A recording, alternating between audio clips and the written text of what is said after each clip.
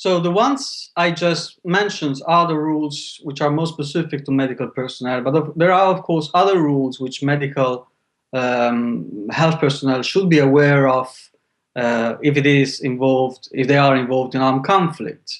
The main ones, of course, are the ones pertaining to the rights and privileges of the categories of individuals they are supposed to care for. So the rights and privileges of wounded or sick soldiers, of prisoners of war, and of the civilian population, of course.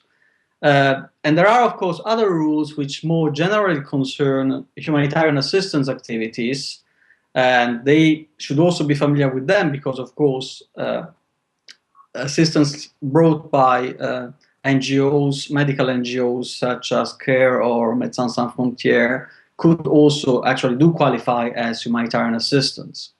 For instance, it is important to stress that in both kinds of conflicts, so in international armed conflicts, but also in non-international armed conflicts, armed actors, so the parties to the conflict, must allow and facilitate the unimpeded passage of humanitarian relief to civilians in need.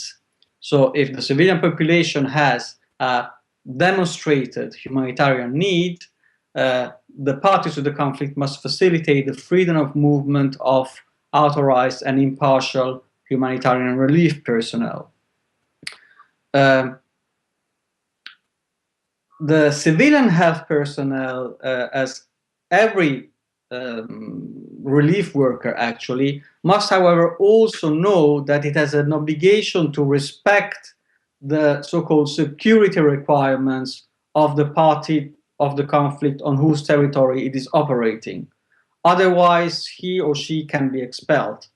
So they must handle in a way which is consistent with preserving and protecting those security requirements. For instance, not giving away information about the location of troops or about fortifications or minefields while carrying out their job. It is also important to say that in certain circumstances, the security situation might actually prevent health personnel or relief personnel in general from carrying out their assistance activities. And in those sort of situations, it is important that health personnel reminds the parties to the conflict that the primary responsibility to collect and assist the wounded or the sick lies with them.